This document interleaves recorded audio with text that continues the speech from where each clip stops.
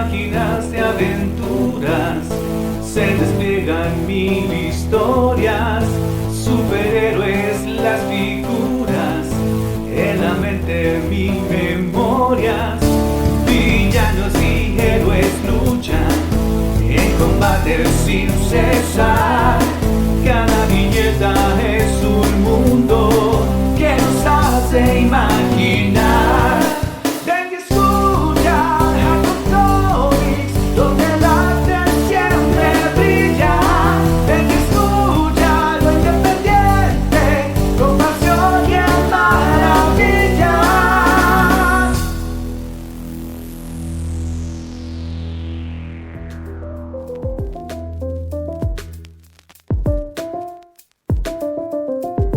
Sean muy bienvenidos y bienvenidas nuevamente al podcast de Alcon Comics, esta vez la parte 2 de nuestro 9º capítulo dedicado al cómic norteamericano. Mi nombre es Ramiro Velázquez y junto a mi amigo Ricardo Cabrera habíamos estado hablando hacia el final del capítulo anterior de algunas de las editoriales que formaron parte de épocas icónicas de la industria norteamericana. Pero dejamos pendiente hablar sobre las que lamentablemente por diferentes factores tuvieron que cerrar o se vieron afectadas negativamente. Tenemos el caso, por ejemplo, de Fiction House, una editorial que tuvo varias décadas de funcionamiento entre 1921 y 1954, pero que lamentablemente, aunque fue muy conocida por los cómics de aventura, ciencia ficción y personajes femeninos fuertes como Sheena, Queen of the Jungle, lamentablemente, como mencionábamos, vio su desaparición producto de en 1954 por el Código de Autorregulación de los Cómics o el Comics Code Authority, porque impuso, dentro de las restricciones que empezó a ocurrir en las historietas, afectó principalmente a las historias de esta casa productora. Y bueno, esta censura redujo significativamente no solo las ventas, sino también el atractivo de los títulos, y todos estos factores, la caída de las ventas, la baja en las historias, lamentablemente hizo que cerrara. Así que en 1954, no mucho tiempo después de la censura, lamentablemente cerró sus puertas. Otra editorial, que es Liv Gleason Publications, que tuvo su mayor tiempo de producción entre 1939 y 1956, también se vio afectada por diferentes factores asociados a la editorial que mencionábamos anteriormente. Esta editorial fue particularmente conocida por un título que mencionábamos anteriormente, que es Crime Does Not Pay. Pero, como mencionábamos, sus temáticas y la campaña anti-cómic violento y de crimen, liderada por figuras como el psiquiatra Frederick Wertham y el establecimiento del Comics Code Authority, hicieron que lamentablemente esta editorial también tuviera que cerrar debido a la disminución de sus ventas y de su material. Y eso se produjo en el año 1956. También habíamos mencionado anteriormente, de forma histórica y también de forma insigne, la Entertaining Comics o EC Comics, que funcionó desde 1944, como mencionaba Ricardo, con temática y de hecho con un nombre más educacional, como Educational Comics, pero que cerró también sus puertas en 1956. Esta editorial, dirigida por William Gaines, fue muy famosa por tratar diferentes temáticas a lo largo de su producción. Pasó también a publicar cómics de ciencia ficción, horror y crimen, como Cuentos de la Cripta, o en inglés Tales from the Crypt, y Weird Science. Pero el Comics Code Authority también golpeó a esta editorial, que tuvo que ver censuradas sus publicaciones, y al no poder adaptarse a las restricciones de este nuevo código, decidieron cerrar la mayoría de sus líneas de cómics en 1956, aunque continuó con Mad Magazine, pero tuvo que evitar y cambiar ciertos formatos y ciertos lineamientos producto de la censura que llevó a cerrar bastante de sus líneas editoriales. También tenemos Quality Comics, que es una editorial que funcionó entre los años 1937 y 1956. También publicó muchísimos títulos, entre los que podemos destacar Plastic Man y Black Hawk, que mencionaba anteriormente Ricardo, pero que tuvo lamentablemente su cierre golpeado nuevamente por el Comics Code Authority, y esto lo llevó a las dificultades financieras que son natural en este tipo de censuras. Y bueno, su dueño Everett M. Busey Arnold, como se le conoce, decidió finalmente cerrar la editorial y vendió la mayoría de sus personajes y los derechos de publicaciones a DC Comics. Hay otro caso que es el de Price Comics, que también tuvo algunas décadas de funcionamiento entre 1940 y 1963. Price Comics fue conocida por una amplia gama de géneros, incluyendo el horror, el romance y el cómic superheroico. Publicó cómics como por ejemplo Young Romance, uno de los primeros cómics de romance de los que se puede datar en la industria norteamericana. Pero fue golpeada también por las restricciones del Comics Code Authority y la competencia del mercado en las historietas del tiempo también la hicieron adaptarse, modificar su contenido. Prosperó un poco más, como mencionamos, las editoriales anteriores cerraron entre los años 1954 y 1956, esta duró hasta 1963, pero lamentablemente igual se vieron afectados en la disminución de sus ventas y la saturación del mercado que la llevaron a cerrar. También tenemos Fox Feature Syndicate, que operó entre los años 1937 y 1950. Esta editorial, fundada por Victor S. Fox, fue una de las primeras que publicaron superhéroes, y el personaje más conocido es The Blue Beetle. Lamentablemente tuvieron problemas legales y financieros en su existencia. Si les sonó el personaje de Blue Beetle, ya sabrán más o menos cuáles fueron las complicaciones que tuvieron específicamente con DC Comics por temas de derechos de autor. Lamentablemente, Fox fue conocida por pagar a sus artistas lo mínimo posible.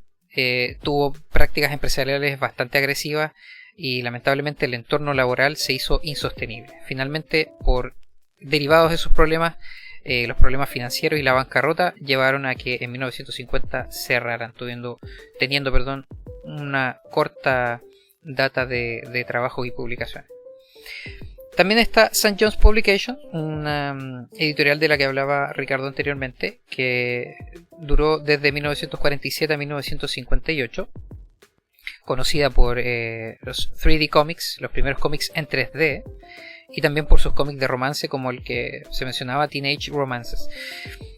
Innovación tuvo sin lugar a dudas, pero lamentablemente la competencia, la saturación del mercado, la caída de las ventas desde la segunda mitad de la década del 50 por el mismo problema de las restricciones del Comic Code Authority hizo que muchos de sus títulos se vieran afectados y finalmente tuvieron que cerrar con un poquito más de una década de trabajo. Hollyhock Publishing es otra editorial que también tuvo muy pocos años en la industria, desde 1940 hasta 1948. Era una editorial pequeñita que publicaba principalmente cómics de corte superheroico, que era lo que estaba muy en auge en esa década, como Catman Comics y Captain Aero Comics. Sin embargo, no pudo competir con las más grandes. Como ya hemos visto históricamente, DC y Marvel Comics, en ese tiempo conocido como Timely Comics, lideraron y arrasaron con las ventas, y lamentablemente estas editoriales un poco más pequeñas, aunque tenían muy buenos personajes y muy buenas historias, no fueron capaces de adaptarse a los movimientos de la industria, a los cambios que esta traía, y bueno, durante la posguerra lamentablemente vieron su cierre. Y finalmente Novelty Press, que duró un añito más que la anterior editorial, entre los años 1940 y 1949. Novelty Press publica cómics como Target Comics y Blue Bolt, que tenían historias tanto superheroicas como de guerra y aventura. También era una editorial pequeñita, y a medida que el interés en los superhéroes comenzó a declinar después de la Segunda Guerra Mundial, vio notoriamente afectadas sus ventas y se fue también en declive. No pudo sostenerse con el tiempo, así que por lo tanto también cerró en el año 1949. Factor común de lo que hemos hablado es lo golpeado que fueron algunas editoriales y algunas historias en particular con lo que ya mencionamos, que es el Comic Code Authority, que tal vez a algunos les suena, a algunos tal vez no. Entonces, un poquito más acerca de este ítem en concreto nos va a hablar nuestro amigo Ricardo. Sí, el Comic Code Authority fue un organismo de autorregulación que marcó una era significativa en la historia del cómic estadounidense. Y ahora les voy a contar sobre el origen, su implementación y por supuesto su eventual desaparición, porque actualmente si ustedes buscan si algún cómic tiene este código, no lo van a encontrar. Bueno, el contexto. Entre los años 1940 y 1950, el mercado del cómic en Estados Unidos experimentó un auge, pero también una gran cantidad de diferentes géneros que estaban orientados más a un público más maduro, con historias más oscuras, y aquí nos encontramos con los cómics de crimen, de horror y suspenso. Y esto incluyó cómics muy populares para la época, que era lo que ya habíamos mencionado, por ejemplo de la editorial S Comics, que son los cuentos de la cripta, o como las historias de crimen. Entonces, ¿qué es lo que ocurrió?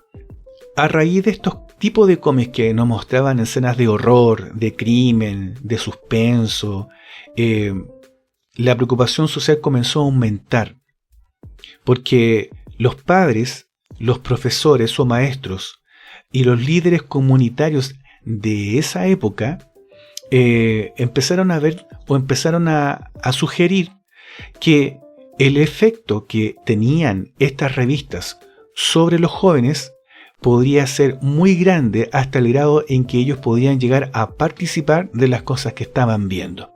Entonces estas preocupaciones fueron avivadas por una publicación que se llama en inglés Seduction of the Innocent o La seducción del inocente, publicada en 1954 por el psiquiatra Frederick Wertham o Frederick Wertham. Y este psicólogo, o psiquiatra más bien dicho, argumentaba que los cómics contribuían a la delincuencia juvenil y obviamente al decaimiento de lo que es el aspecto moral de los niños. Para esa época, el Senado de los Estados Unidos escuchó, en este caso en 1954, todos estos tipos de palabras y preocupaciones que había en el ambiente, obviamente llevadas por el cabecilla de esta premura, conocido como el senador Estes Kefauver. Yo lo pronuncio así, pero ustedes ahí en la pantalla de YouTube o en la imagen de YouTube podrán ver el nombre completo. Entonces el senador Estes fue el líder en este caso de llevar ante el Senado en 1954 todas las preocupaciones de estas personas. Y durante estas audiencias, Wertham, que es el que habíamos mencionado anteriormente, el psiquiatra, testificó sobre los peligros de los cómics. Y esto generó en todo lo que era el Senado una fuerte reacción pública y política contra la industria del cómic de esa época. Entonces, ¿qué pasó? Frente a la presión pública, la presión política, para que esto no ocurriera dentro de lo que es la industria del cómic, hablando de una intervención directa, se decidió formar un propio organismo regulador para evitar de que obviamente el gobierno pudiera meter ideas o restringir lo que eran las publicaciones de cómic de esa época. Por lo tanto, en septiembre de 1954 se estableció la Comic Magazine Association of America, abreviado como CMAA, que implementó el Comics Code Authority, o conocido como el CCA. ¿Y qué es lo que es el CCA? Bueno, el CCA introdujo un código estricto que los cómics debían seguir para obtener un sello de aprobación que indicaba que el contenido era apto para todo público. Entre las reglas que incluían la prohibición por ejemplo, que no se podía mostrar escenas excesivas de violencia, de terror, horror, y obviamente esto conllevó a la eliminación de cualquier tipo de personaje con una moral cuestionable de acuerdo a lo que se establecía en el código. Además, los delincuentes o los villanos no podían salir victoriosos, a diferencia de los cómics que sí para esa época estaban en publicación, en donde algunos de estos delincuentes sí salían victoriosos. En este caso, este código impedía que sucediera esta situación y además la autoridad debía ser siempre respetada. Algunas cosas interesantes de este código es que estaba totalmente prohibido el uso de la palabra terror y la palabra horror en los títulos de los cómics. Así que muchos de los cómics que estaban en esa época, como por ejemplo los que estaba editando EC Comics, fueron muy afectadas, porque obviamente la línea editorial que tenían para esa época, como estaba orientado justamente a las palabras terror y horror, no pudieron adaptarse a las nuevas restricciones. Por lo tanto, EC Comics dejó de publicar casi todo lo que ellos estaban publicando para esa época, y otros editores que dependían de los géneros de crimen y horror se vieron obligados a cerrar o a cambiar su enfoque. Ahora, ¿qué sucedió en los años posteriores? Para los años de 1960 hasta 1970, aunque el CCA dominó la industria del cómic durante todo ese periodo de años, con el tiempo comenzaron a surgir algunos desafíos, como por ejemplo lo que pasó bajo la dirección de Stan Lee en Marvel Comics, en donde se publicó una historia de Spider-Man que abordaba la adicción a las drogas. Y a pesar de que el CCA no aprobó el contenido, Marvel Comics aún así publicó la revista. Esto marcó un hito porque se desafió al código de cómics que estaba en ese momento, pero la venta de esa revista en particular fue tan grande que demostró que los cómics podían tener éxito sin la bendición o sin la autorización del Comics Code. Y para los años de 1980 hasta 1990, el mercado de los cómics se volvió cada vez más diversificado. Había muchos más cómics variados y muchas editoriales comenzaron a ignorar el Comics Code. Por ejemplo, Image Comics, que emergió o nació en 1992, publicaban sus cómics sin el sello del código. Y se estaban cada vez publicando más números, hablando de Image Comics, estaban publicando cada vez más números orientados a una audiencia más madura. ¿Y en qué año sucedió entonces el decaimiento total del Comics Code Authority? Bueno, ya llegando al año 2000, a medida que la industria se volvía más global y digital, obviamente el lector estaba encontrando cómics más diversos. Por lo tanto, el CCA, el Comics Code Authority, se volvió irrelevante. Para este entonces, DC Comics y Archie Comics fueron las últimas editoriales importantes en usar el sello del Comics Code. Y si hablamos de fecha oficial, podemos decir que el año 2011, tanto DC Comics como Archie Comics anunciaron que ya no utilizarían el sello del CCA, lo que marcó finalmente el fin efectivo del código. Ahora, a partir de esa fecha, obviamente, y antes de ese periodo de años, cada editorial había adoptado o iba a adoptar su propia forma o sistema de clasificación de cómics. Y ellos empezaron a copiarle en este sentido a lo que otras industrias del entretenimiento estaban haciendo, como por ejemplo el cine, en donde le colocaban una letra para identificar aquellas películas que eran para adultos o para quienes cumplían cierta edad o rango de edad, como también lo que se empezaron a implementar en los videojuegos. Y aunque el Comic Code Authority ya no existe, el impacto en la industria del cómic fue muy grande. ¿Por qué? Porque por muchas décadas este Comic Code moldeó el contenido y la forma en que los cómics eran percibidos o eran transmitidos en la sociedad estadounidense. Y este Comic Code, recordemos que fue imponiendo restricciones tan grandes que incluso llegó a cerrar editoriales completas por no cumplir con las exigencias que tenía dentro de este mismo código. Así que al día de hoy podemos decir que este ítem, que es el Comic Code Authority, fue un ítem muy importante en el cómic norteamericano y que no se vio de la misma manera en los cómics europeos o lo que habíamos visto en el capítulo anterior, lo que era el manga en Japón y obviamente la historieta en los países cercanos a Japón. Así que bastante interesante. El Comic Code al día de hoy sigue siendo conocido para quienes investigan la historia del cómic, pero en sus años fue de una importancia muchísimo mayor, al grado de llegar a cerrar editoriales como ya habíamos mencionado.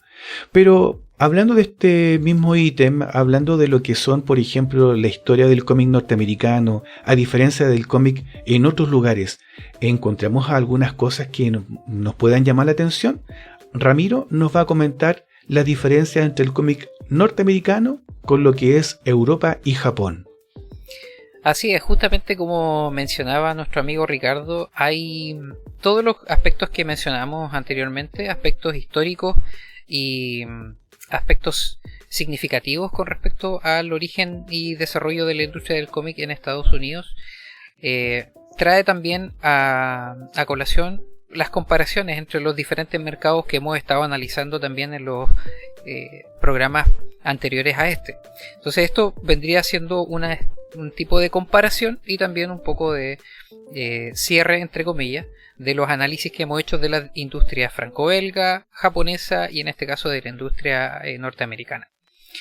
Podemos comparar y analizar comparativamente aspectos como por ejemplo la historia y la evolución del mercado del cómic. En el caso de Estados Unidos, como hemos hablado el día de hoy, ha estado particularmente dominado por los géneros superheroicos, los de crimen y las historias de horror, principalmente a partir de la edad de oro de la historia del cómic norteamericano. Es significativo el éxito que tuvieron personajes como Superman, Batman, Wonder Woman, que consolidaron el género de superhéroes como lo conocemos hoy en el país y que influyó también fuertemente a la dirección creativa de la industria hasta el día de hoy incluso. ¿Qué pasó en Japón? En Japón el manga, que tiene una larga tradición, que hablábamos en el episodio anterior, con una gran gama de géneros que incluían diversidad de historias en el ámbito del romance, el mecha o mecha, que son las historias de robots, por ejemplo, ciencia ficción, el horror, el slice of life, que son las historias de corte más cotidiano, etc. Durante su periodo de posguerra, los autores japoneses como Osamu Tezuka, que también hablamos de él en el programa, introdujeron una narrativa diversa que apelaba a niños y adultos y que permitió que géneros como el romance y el del manga de robótica se desarrollaran y prosperaran. Y esto incluso influyó en el cómic norteamericano. En el marco franco-belga, en el bande dessinée, también hay una diversidad de historias y géneros en sus inicios. Abarcan también temáticas como la aventura, la ciencia ficción, la fantasía y el romance. Y tiene una rica tradición artística y literaria que ha hecho que se nutran mucho de diversas influencias, y eso ha permitido que los lectores acepten y busquen géneros variados. Esas son las principales diferencias entre las industrias que hemos analizado ya hasta el día de hoy. Pero también hay diferencias culturales y las preferencias de los lectores en nuestros mercados. Por ejemplo, en Estados Unidos, la cultura estadounidense es fuertemente influenciada por el individualismo, la mitología del héroe, Por eso se debe a que sean tan populares los géneros superheroicos en el cómic norteamericano.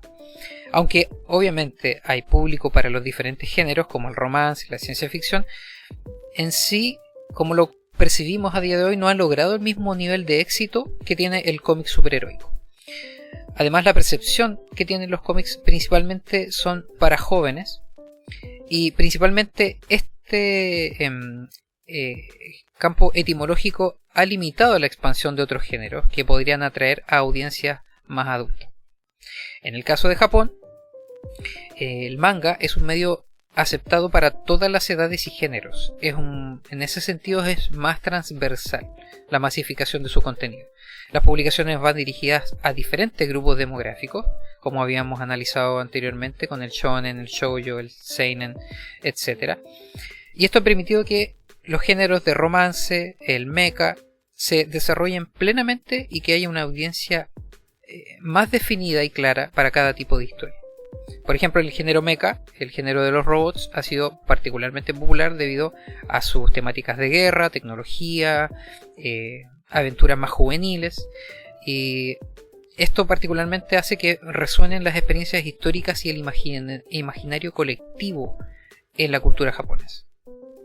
Y en el caso de Francia, en la bande dessinée, es considerado más como un arte y una literatura en igual medida que se miran a los libros y a las películas.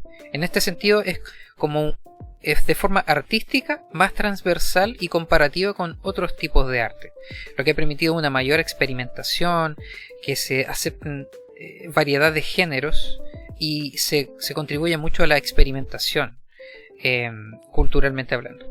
El público francés aprecia mucho, por ejemplo, las historias que exploran relaciones complejas, fantasía, ciencia ficción y aventuras, e incluso entremezclan estos géneros en sus historias. Entonces no se limitan a un único género dominante, sino que una misma obra, por ejemplo, puede tratar diferentes tipos de géneros contenidos en su producción y cautivar a una gran variedad de lectores.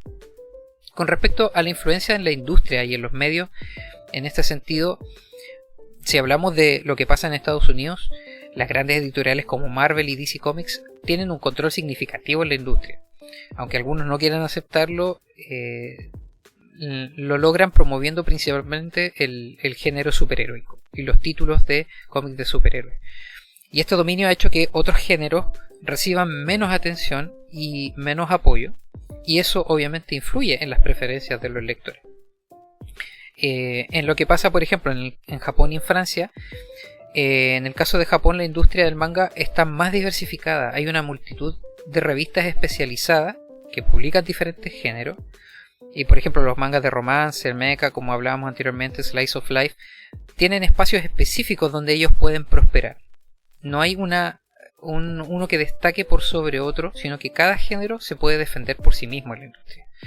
En el caso francés, han fomentado una gran variedad de estilos y temáticas en sus creaciones, y eso ha hecho que la industria encuentre audiencia en casi cualquier género, llegando de forma más transversal, tal como ya hemos reiterado en las temáticas anteriores. Pero esto obviamente más enfocado, por ejemplo, en el caso de Estados Unidos, en las producciones audiovisuales, que está notoriamente marcada por el género superheroico, y en el caso, por ejemplo, en Japón y en Francia, que esto no se ve de esa misma forma.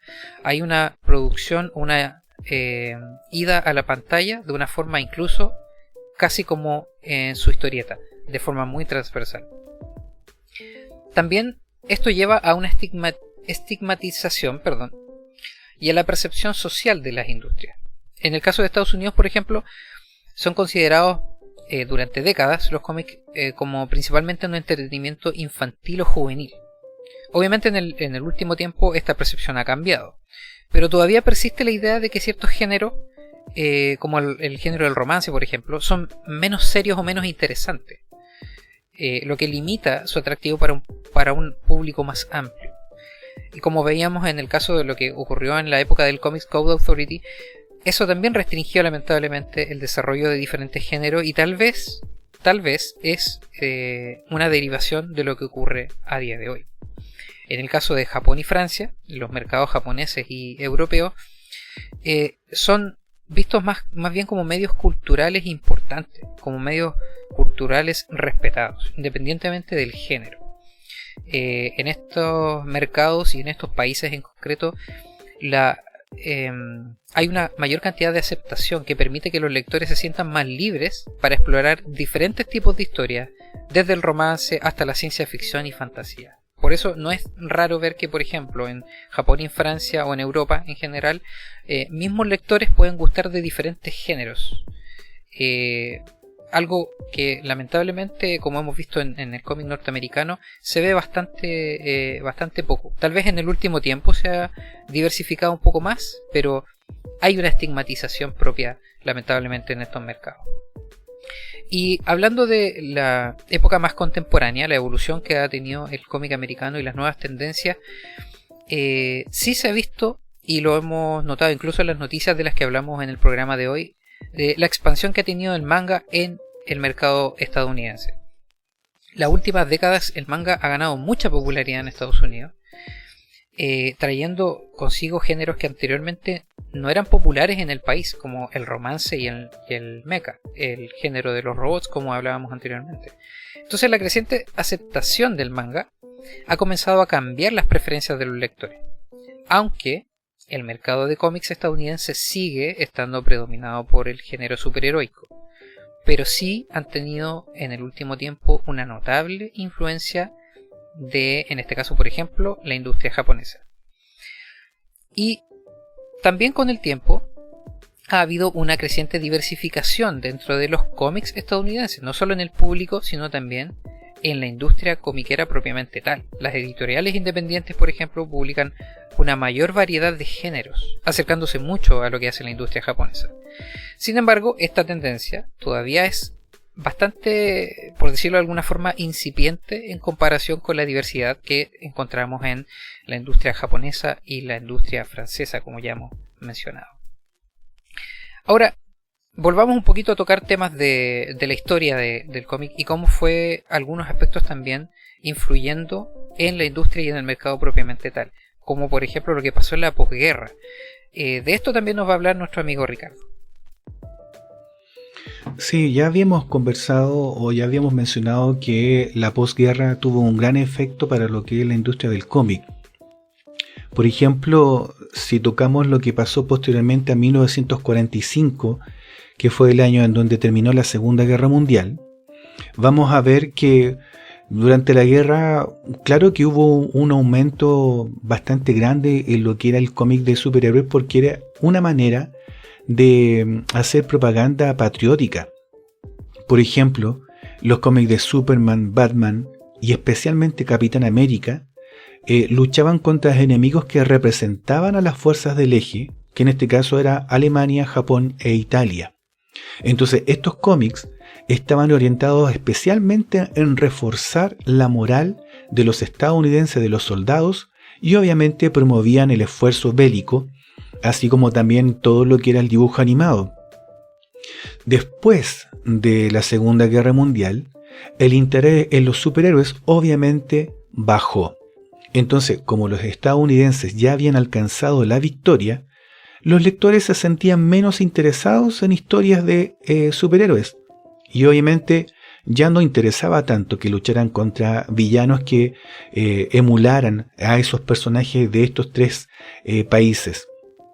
Y obviamente los superhéroes tuvieron una caída muy importante en lo que era la popularidad de este tipo de cómics. Y algunas series, de hecho, llegaron a ser canceladas justamente porque las ventas habían bajado muchísimo.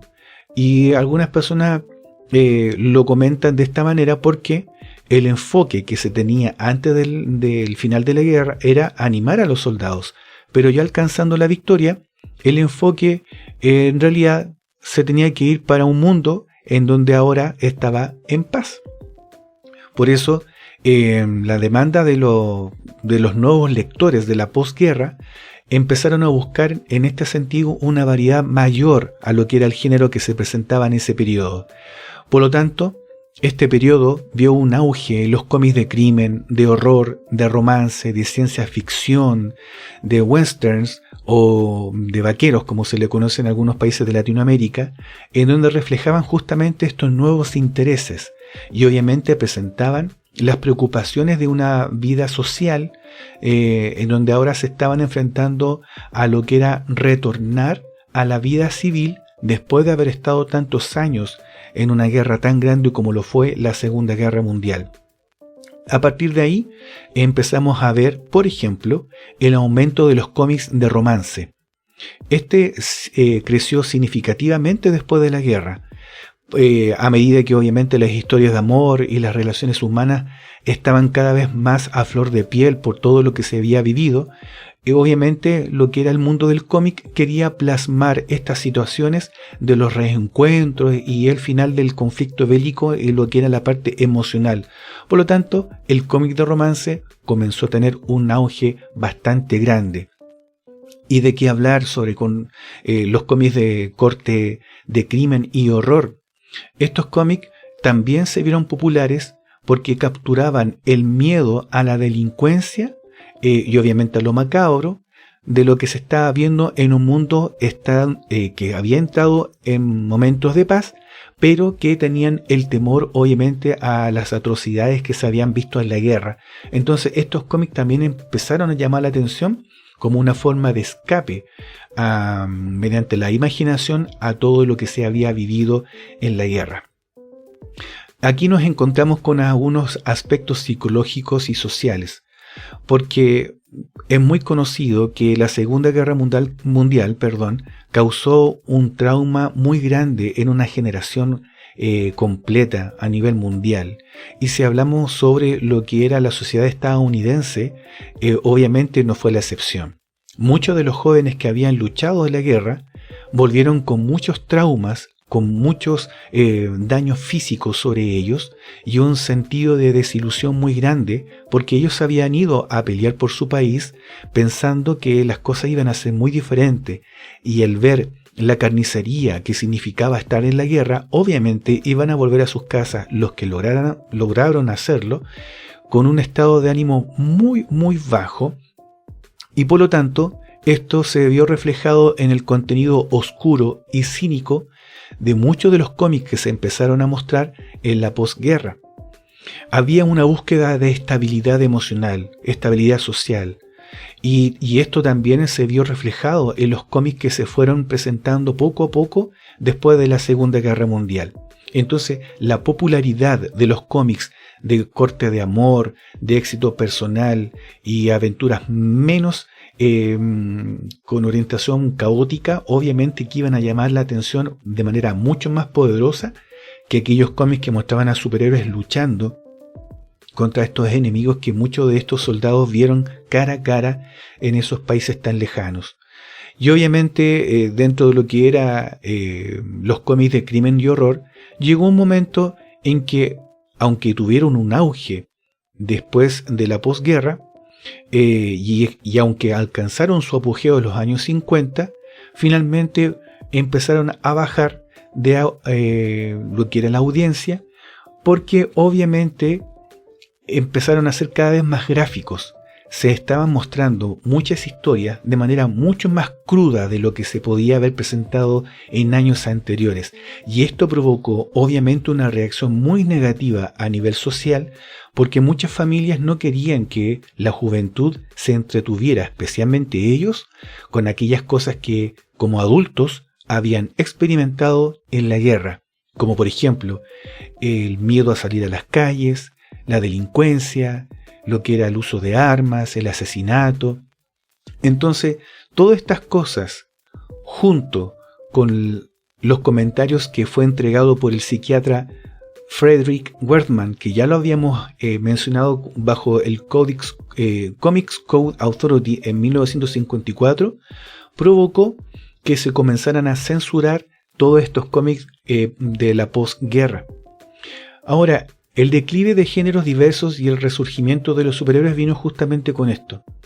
La imposición del CCA en 1954 con todas sus reglas tan estrictas sobre la representación de la violencia, el crimen y la moralidad, llevó al declive de todos de estos géneros que habían florecido anteriormente en la posguerra, como el horror y el crimen.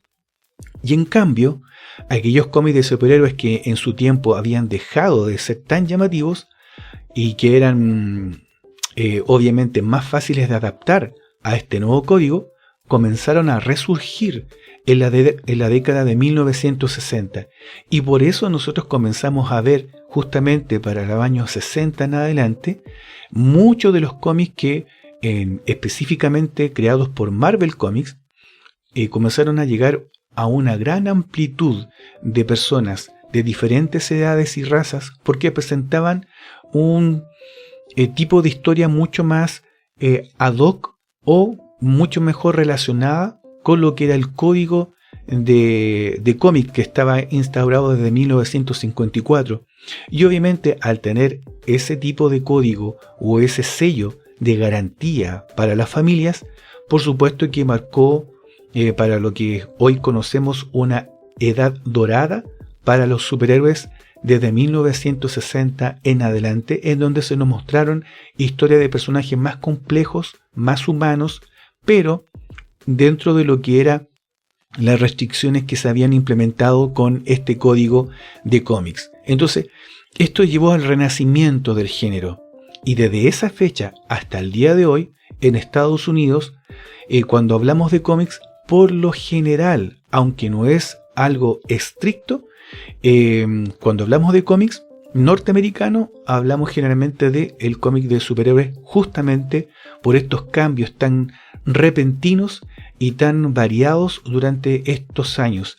Y como algo muy particular, esto es netamente norteamericano, porque en otros países no se vio de la misma manera. Así que es bastante interesante cómo el efecto de la posguerra, es decir, después de 1945, afectó al mundo del cómic y la historieta en Norteamérica. Pero hay algunos datos bastante curiosos con respecto al cómic norteamericano, y en ese sentido Ramiro nos los va a comentar. Sí, exactamente. Ahí ya hemos comentado aspectos históricos, aspectos de la influencia que ha tenido también la propia historia en la industria del cómic norteamericano. Pero también esta historia no está exenta de algunas curiosidades que han ocurrido, no solamente en algunas historias, sino también en algunas editoriales en concreto, y con algunos personajes icónicos de la historia contemporánea también. Por ejemplo, ¿sabían que una expresión muy utilizada hoy en día tuvo su origen a finales del siglo XIX en Estados Unidos debido a una historieta? Así es. El término prensa amarilla o amarillista, que hoy se utiliza para encasillar a un tipo de periodismo en particular, se debe al cómic The Yellow Kid y a una polémica entre dos diarios de la época. Resulta que en Estados Unidos los diarios New York Journal y New York World competían por las ventas y la popularidad. En primera instancia disminuyeron sus precios, exageraron las noticias y comenzaron a publicar titulares impactantes con grandes letras en portada. Pero andando el tiempo, en el New York World apareció The Yellow Kid, una tira cómica de un niño con camisón amarillo que contenía mensajes en tono humorístico. Rápidamente llamó la atención y las ventas de New York World aumentaron considerablemente. Pero la competencia, el New York Journal, al ver el éxito de ventas, contrató al mismo dibujante de la tira cómica, Richard Outcault, para que The Yellow Kid fuera publicado en su diario. La respuesta del New York World fue contratar otro dibujante para mantener la historieta en su periódico. Así, la misma tira cómica se publicaba en ambos diarios, que ya se habían ganado el apelativo de prensa sensacionalista por el contenido que divulgaban. ¿Qué pasó entonces? El editor Erwin Wardman, del diario New York Press, acuñó el término prensa amarilla para describir a estos dos diarios en polémica, debido lógicamente a que ambas publicaban este personaje de vestimenta amarilla. A día de hoy, muchos diarios mantienen el mismo formato o diseño en sus portadas para llamar la atención. así que el término se llegó a relacionar con este tipo de prensa que exagera sus noticias o lleva su enfoque en una dirección que busca solo aumentar sus ventas en lugar de informar correctamente al público lector. Otro dato que nos causa también curiosidad tiene relación con el cómic más caro o más costoso del mundo, que es el Action Comics número 1 de junio de 1938. ¿Cómo lo sabemos? Porque este año un ejemplar de este cómic, ahora en 2024, fue subastado por nada más y nada menos que $6 millones, convirtiéndose en la mayor suma de dinero en una transacción para obtener un cómic en la historia. Ahora, ¿por qué es tan costoso? Bueno, muchos sabrán que el Action Comics número 1 es la primera aparición de Superman. Y otro dato interesante es que a día de hoy la estética del personaje es la misma. Salvo algunas excepciones, si vemos el traje a día de hoy, es el mismo que vemos en la portada. Y según la CGC o la Certified Guarantee Company, que es un servicio de clasificación de cómics, actualmente solo quedan 100 ejemplares de los 200.000 que se imprimieron originalmente. Otro asunto tiene que ver con Marvel Comics propiamente tal y la palabra zombie. ¿Sabían que Marvel Comics fue dueña de la palabra zombie por un tiempo? Bueno, así como dueña... Bueno, vamos a explicarlo. Porque tiene que ver con el registro de derechos de publicación más que con la palabra en sí. Es necesario hacer esta aclaración porque tanto el concepto como la palabra ya estaban en uso antes de que Marvel hiciera esta jugada. Pero es un hecho no muy conocido, pero bastante curioso por lo menos. El hecho es que en Estados Unidos hubo una época en que las historias de terror, así como otras historias como mencionábamos, estaban casi vetadas. No se podía publicar nada relacionado al término. Así que en 1973, Marvel Comics intentó ver si pasaba una revista en particular con la palabra zombie en la portada. Y afortunadamente lo logró. Pero no contentos con eso, decidieron patentar la palabra zombie para que nadie más pudiera utilizarla. Finalmente, en 1975 se adjudicaron la propiedad de los derechos de publicación de revistas de cómics o de cualquier otro tipo de publicación pictórica y no pictórica que tuvieran este nombre. Si alguien iba a utilizar la palabra zombie en sus creaciones, tenían que pagarle a Marvel Comics.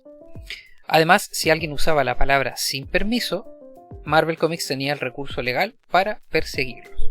Bueno, con el tiempo esto se vino abajo porque la palabra y el concepto se hicieron tan populares y de un uso tan extendido que era imposible perseguir o hacer cumplir los derechos en todos lados. Además de que Marvel descuidó por un tiempo su propio uso de la palabra en sus cómics. Y ya en 1996, época moderna, Marvel pierde los derechos, así que a día de hoy nadie habla del tema en realidad. También podemos hablar de otro dato curioso de Marvel Comics acerca de uno de sus primeros personajes en ser publicados. Todo esto en el contexto de los inicios. En un principio, antes de que fuera la franquicia que todos conocemos, Marvel Comics fue el nombre que se le dio a una revista de la editorial que ya conversábamos, que es Timely Comics. Bueno, la revista Marvel Comics número 1 mostró por primera vez a 3 personajes principales. En realidad en la portada se nombran a 4, pero hay 3 que son como los que mayor relevancia tuvieron. Y uno de ellos es la Antorcha Humana.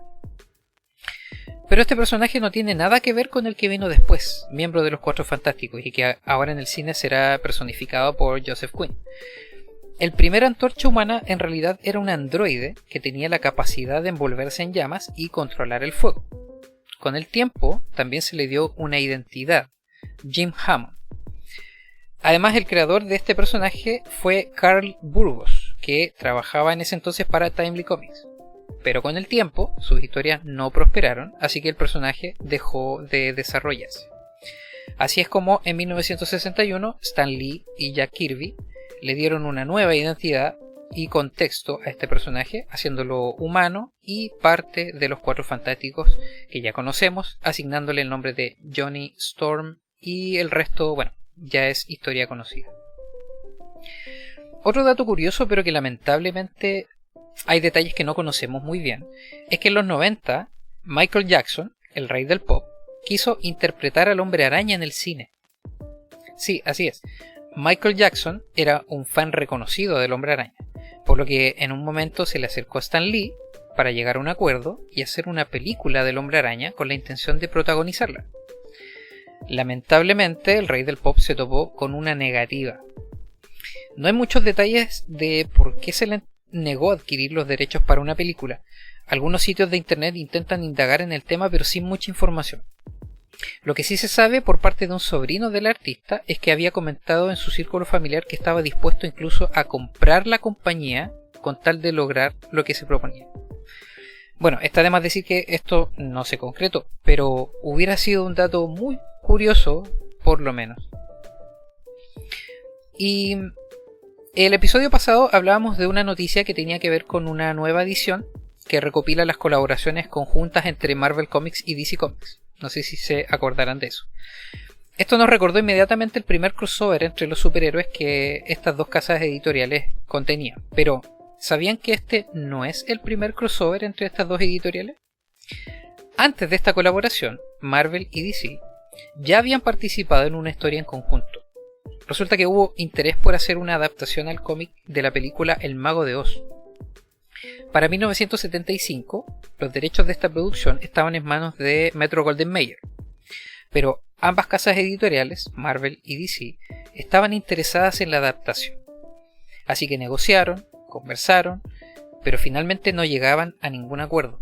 Así que, finalmente, se decidió que sacarían un cómic elaborado por ambas casas editoriales. Esto ocurrió en el año 1975. Al año siguiente, en 1976, es cuando aparece el primer crossover de superhéroes con Superman vs. Spider-Man, pero todo parece indicar que no fue producto de la casualidad, sino que se originó muy probablemente en las conversaciones mientras realizaban esta colaboración anterior. Otro dato es que en la industria, hay un dato que en la industria del cómic americano es un hecho, que la regularidad o la frecuencia de publicación que ellos tienen es bastante acotada. Por lo general, una serie continua da a luz un cómic de 24 páginas al mes, o es lo que se esperaría.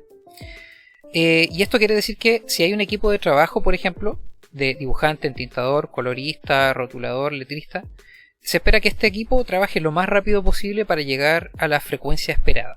Aunque hay un desfase de meses entre la creación y publicación, sí hay un ritmo que todos conocemos de publicación. Escuchando entrevistas a varios dibujantes que trabajaban para esta industria, muchos concuerdan en que llevar este ritmo de trabajo ya para terminar una página al día, por ejemplo, es extenuante. Así que más o menos en un mes, tomando los descansos necesarios, podrían tener las 24 páginas con la calidad que se espera de su trabajo. Bueno, entre los años 2001 y 2002, la realidad para un dibujante en particular, Igor Kordej, fue muy distinta. Este dibujante, de origen croata, se encontraba trabajando para Marvel, concretamente dibujando los New X-Men. Pero hizo algo curioso. Por asuntos personales, se demoró tan solo 10 días en dibujar un número entero. Tal vez su interés era acaparar más trabajo, no lo sabemos exactamente, pero esto fue lamentablemente en desmedro de la calidad de su dibujo. Y no solo eso, con el tiempo se encontró dibujando 4 series continuas, con lo que tenía que terminar 24 páginas en una semana. Esto produjo obviamente las críticas de los lectores porque la calidad del dibujo había disminuido considerablemente. Y no es que Kordej fuera mal dibujante, porque si revisan la obra previa es impecable, es bellísima, tiene un dibujo muy realista, muy detallado, muy bonito. Pero el ritmo de trabajo que adoptó implicó que sacrificara calidad. Naturalmente las cosas con el tiempo tomaron otro rumbo, pero en su momento fue algo muy polémico, muy criticado por los lectores y sentó un precedente también para muchos artistas a día de hoy. Y pasándonos a otra editorial, DC Comics, tenemos que decir que a menudo la vertiginosa industria del cómic norteamericano nos deja una que otra anécdota, también con relación a la experiencia dibujante. Algo así pasó con Lex Luthor, un clásico villano de Superman. Tal vez muchos sepan que Lex Luthor no siempre fue calvo. Muchos cómics de Superman intentan explicar la calvicie de Luthor, aludiendo a muchas razones como enfermedades, exposición a químicos, accidentes, hasta el factor genético. Pero, en realidad, lo que están haciendo es justificar algo que originalmente fue un error de un dibujante. Resulta que en los primeros años de la publicación de Superman, la fama de este cómic se hizo tal que a los creadores, Jerry Siegel y Joe Shuster, les hacía falta ayuda para aumentar las historias y mantener la continuidad. Por esas fechas era una práctica usual contratar a otros dibujantes, otros artistas, para que trabajaran en la obra, pero sin aparecer en los créditos de las publicaciones. Uno de ellos lamentablemente dibujó a Lex Luthor sin cabello por varios números. Algunos aluden a que se confundió con el diseño de otro personaje del cómic. Algunos dicen en realidad que lo hizo de forma intencional. Bueno, aunque no sabemos exactamente cuál fue la motivación, este cambio se hizo al final un cambio permanente y le dio la nueva estética a este personaje muy icónico y muy representado no solamente en los cómics sino también en la pantalla grande.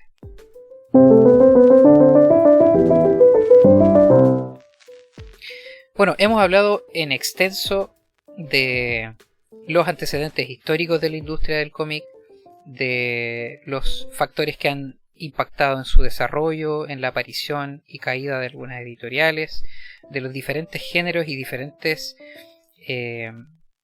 creaciones que han ido apareciendo y cómo esta industria ha ido creciendo y manteniéndose en el tiempo.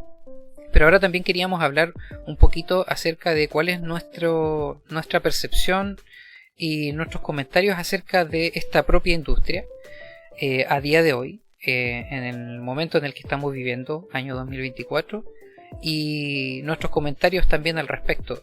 Ricardo, ¿qué podrías comentarnos tú acerca de este tema? Bueno, personalmente me llama mucho la atención el hecho de que la Segunda Guerra Mundial tuvo un efecto tan grande en lo que era la percepción de la historieta en Estados Unidos. Durante la guerra se buscaba la manera en representar el ideal del valor, de la hombría, por decirlo de cierta manera, de parte del soldado frente a lo que era el enemigo. Y también la búsqueda de la justicia por mano de ellos mismos. Entonces, ver cómo durante la guerra se plasmó eso, pero que posteriormente mentalmente la gente necesitaba otro tipo de historieta, a mí me llamó mucho la atención. Al hacer la investigación me llamó la atención. Y lo otro también que me llamó mucho la atención fue el hecho de que al tratar de implementar cosas que en otros países, en ejemplo en Francia o en Japón, no fueron tema de discusión, sí lo fue en Estados Unidos, lo que era la representación de ciertas cosas como los cómics de crimen. En Estados Unidos sí fue tema de conversación hasta el grado de presentarlo hasta en el Senado de Estados Unidos. Entonces me llamó mucho la atención que esto no sucedió en otros países, pero que sí ocurrió en Estados Unidos. Obviamente las razones ya las hemos visto. A mi parecer es algo muy llamativo, es de importancia para lo que es la historia del cómic como tal, porque marcó un antes y un después en lo que era la implementación de, por decirlo de cierta manera, a qué público va a ir orientado este cómic, a qué público va a ir orientado en mi historia, a qué público tiene que estar orientado en la situación que hemos vivido como país. Entonces me parece un ítem bastante poderoso, bastante importante, y aunque hoy día uno no puede evitar pensar que existía algún tipo de código moral para lo que era la historieta, hoy día sí lo podemos notar porque algunos historietistas tienen un código personal. Yo particularmente tengo mi propia forma de ver los cómics, tengo mi propia forma de ver cómo plasmar una historia y cómo debiera estar plasmada esa historia en un cómic, pero no tiene por qué ser igual a la otra persona. Entonces me parece bastante interesante la manera en cómo se representaron estas situaciones en Estados Unidos, cómo se replicaron a otras partes y cómo también en Latinoamérica, acá en Chile, todos estos sucesos de una u otra manera fueron desconocidas por muchos años. Así que personalmente me llamó la atención, lo encuentro muy interesante. Lamentablemente me hubiese gustado haber visto muchas más editoriales con mucha más información con respecto a esto. Muchas de ellas cerraron por lo que acabamos de nosotros hablar en este programa. Pero me hubiese gustado haber visto el crecimiento de esas mismas editoriales, así como creció Marvel Comics y DC Comics, para haber visto más, ¿cómo lo podríamos decir? Más competencia, por decirlo de cierta forma. Creo que hubiese sido bastante interesante. En Japón nosotros vemos varias diferencias, varios cómics diferentes, varios mangas diferentes, pero no así en Estados Unidos, en donde el superhéroe sigue siendo lo predominante. Entonces me hubiese gustado haber visto algo más amplio, como lo vemos en otros tipos de editoriales. Al menos eso es mi punto de vista al respecto, Ramiro.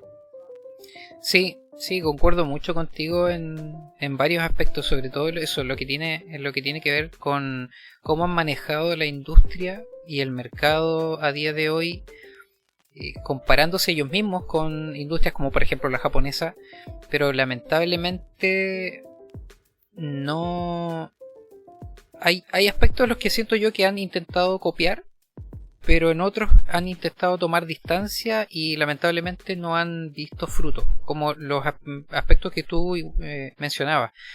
En la industria japonesa, por ejemplo, vemos que la popularidad de una obra en concreto cobra bastante relevancia y le permite a la obra mantenerse en el tiempo, independiente la editorial a la que esté adscrita, porque por ejemplo hay editoriales que sí se han mantenido con el tiempo y eso no influye mucho en la obra, en que la obra tenga un auge o un declive en sí, sino que es netamente por un tema de popularidad. Y en el caso americano han querido replicar ese concepto de que la popularidad les dé la pauta de si una obra prospera, si una editorial prospera, pero las decisiones editoriales que ellos toman son muy diferentes a las que toman en mercados como el mercado europeo, el mercado japonés, y siento que es uno de los grandes responsables también en sus bajas y siento yo en la desesperación en la que han caído en el mercado norteamericano. Han tomado medidas cada vez para tratar de resolver ciertos problemas. Por ejemplo, en Estados Unidos es clásico que desde los 90 en adelante el día miércoles es el día en que se publican los nuevos cómics. De hecho los americanos le llaman el New Comic Book Day. Pero tomar incluso algunos como DC que quiso cambiar su día de publicación al día martes para anteponerse al mercado, para de alguna forma aumentar sus ventas de forma infructuosa. Ahora volvieron al día miércoles. Llama la atención que hayan querido hacer cambios que no pensando que iba a ser para mejor, que al final ellos se dieron cuenta que no iba por ahí el caso. Han tratado de aumentar ventas, como en Japón por ejemplo son millones de copias las que se venden, incluso afuera del país, pero las cifras de las ventas norteamericanas no alcanzan las millones de copias vendidas. Y es algo que no pueden culparle ni a la piratería ni al mundo digital, porque el manga japonés también tiene el mismo problema a nivel mundial, también es afectado por la piratería y por la digitalización, pero no ve problemas en sus ventas. La popularidad sigue aumentando y es un país bastante pequeñito, tampoco demográficamente podríamos decir que es un factor. Que para los norteamericanos sí es un factor. Entonces a mí eso siempre en el último tiempo por lo menos me causa mucha curiosidad. Han tratado de implementar muchas medidas, como por ejemplo el Free Comic Book Day, que se hace una vez al año para como aumentar el fomento lector, regalar cómics, pero siguen como peleando con ellos mismos, siento yo, mirando otras industrias, pero siguen peleando contra ellos mismos. eso ahí donde me medio también de las historias. Hay muchos críticos ahora de las historias, muchos lectores que critican casi como una barra brava, como se conoce en Latinoamérica, algunas editoriales y algunas historias en concreto, algo que no se ve en otros mercados, como por ejemplo el mercado franco-belga o el mercado japonés, que yo veo que se lo toman como un poco más con calma, pero aún así no ven afectadas sus ventas. Entonces a mí esos factores por lo menos me causan mucha curiosidad con respecto a lo que pasa en estos mercados. Sí, de hecho el mercado europeo sigue creciendo, el mercado japonés sigue creciendo, el mercado digital de lo que son las historias en Corea, en China sigue creciendo. Entonces el cómic norteamericano se ha visto muy influenciado por esos reboot, que son reboot blandos o duros o suaves o difíciles, como quisiéramos llamarlo, pero siguen siendo como respuestas editoriales poco acertadas al tratar de ganar nuevos lectores. La mayoría de las editoriales que fueron cerradas en su época fueron la implementación del Comic Code, que fue una forma de restringir la libertad de creación de historias. Pero si vemos las publicaciones que habían antes, la cantidad de publicaciones que existían, el cómic de superhéroes, si bien había bajado sus ventas, se hubiese mantenido si ellos hubiesen visto, por ejemplo, cómo se manejaban las otras editoriales también en la misma fecha. Japón comenzó a tirar historias muy diversas, pero seguían siendo historietas. Entonces el cómic americano se vio afectado justamente por las malas decisiones editoriales. Los escritores perdieron también el norte. Y ahora vemos, por ejemplo, cómics que en vez de haber seguido una línea editorial o una línea de historia en donde nos podrían haber presentado personajes ya más maduros, en otra situación, una vida familiar más estable, como lo que pasa con Peter Parker, que por querer volver a colocar un personaje joven,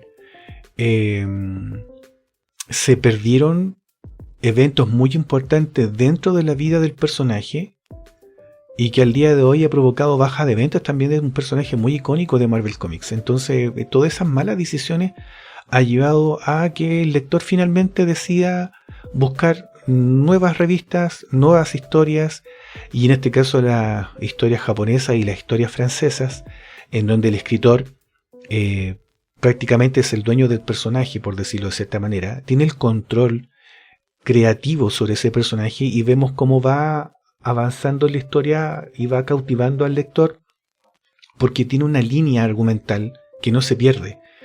En cambio en el cómic americano sí lo vemos, cómic o situaciones de Batman, Superman, personajes que podríamos haber visto con un crecimiento desde sus orígenes hasta el día de hoy, pero que lamentablemente se perdieron por esos reboot o esos reinicios que hemos visto, ya no son tan impactantes como lo eran antes.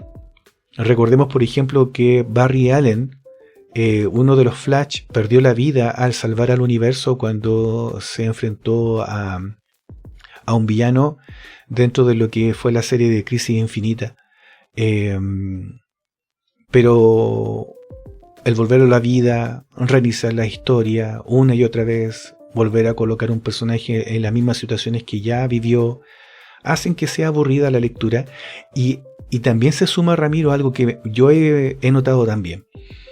La baja calidad de dibujo, la baja calidad en el uso de color, la baja calidad en la conexión entre una revista y otra, hablando de los guiones, llega a ser tan triste verlo que se pierde todo el concepto del personaje que la persona quiere.